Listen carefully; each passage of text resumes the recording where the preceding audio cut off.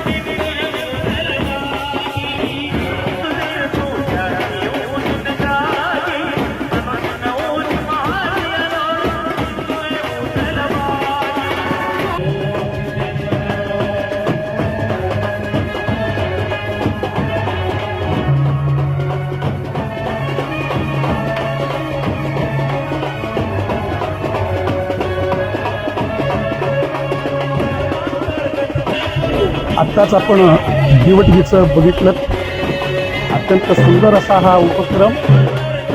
तर दिवा म्हणजे आत्मा, दिवा म्हणजे आत्मा, दिवा म्हणजे परमात्मा, दिवा म्हणजे उजेड, दिवा म्हणजे प्रकाश। असत्याकडे सत्याकडे जाण्याचा मार्ग म्हणजे दिवा, अज्ञानातून ज्ञानाकडे जाण्याचा मार्ग म्हणजे दिवा। ही यात्रा आणि सर्व सेवेकरांनी सर्व आपापली कामं आपापल्या मनापासून करतात। ही यात्रा सर्व लोकांना, सर्व जाती धर्मांना एकवटून घेऊन बघा आहे किती वैभव आहे। त्यांचं ड्रेस कोड बघा, प्रत्येकाचं किती आनंद आहे, किती उल्हास आहे, किती उत्साह आहे। त्याचबरोबर काट्यांचं शुभागमन त्यांच्या पाठीमागं होत आहे। अगोदर वाद्यवृंद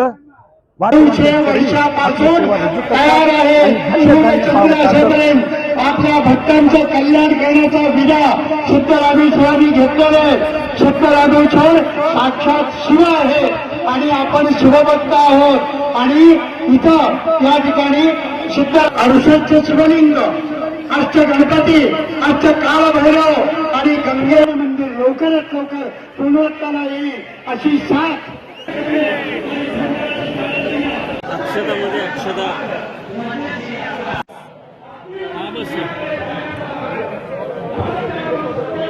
मंदिरात अक्षताला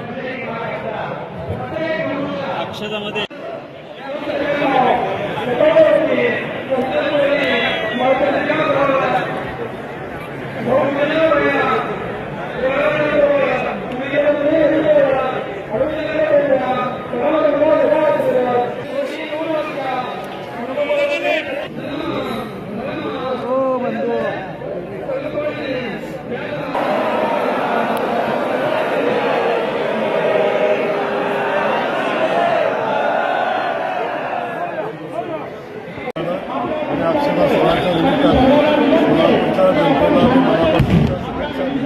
खास करून सोलापूरच नाही, महाराष्ट्रातून महाराष्ट्राच्या बाहेरून सिद्धरामेश्वराचे भक्त या ठिकाणी आलेले आहेत आणि उत्साहानं या सोहळ्यामध्ये सहभागी झालेले आहेत।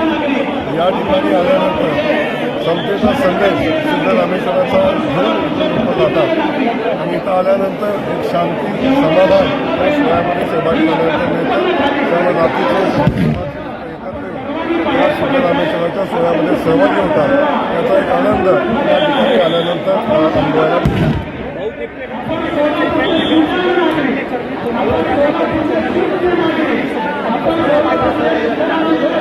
आणि भगवंताच्या दारात कोणच छोटा आणि कोणच मोठा नसतो। सिद्धरामेश्वराच्या अक्षरा सोहळ्यामध्ये सहभागी होताना तिथं आलेला कोणी VIP नसतो, सगळे आलेले सिद्धरामेश्वराचे भक्त असतात। त्या ठिकाणी भक्तामध्ये येऊन बसून या सोहळ्याचा आनंद घेणं आणि सिद्धरामेश्वरांना आशीर्वाद घेणं, त्याच्यामध्ये एक वेगळा आनंद या निमित्तानं असतो। तो आनंद VIP मध्ये बसून मिळत नाही, हे या निमित्तानं अनुभव घेतल्यानंतर लक्षात येतं।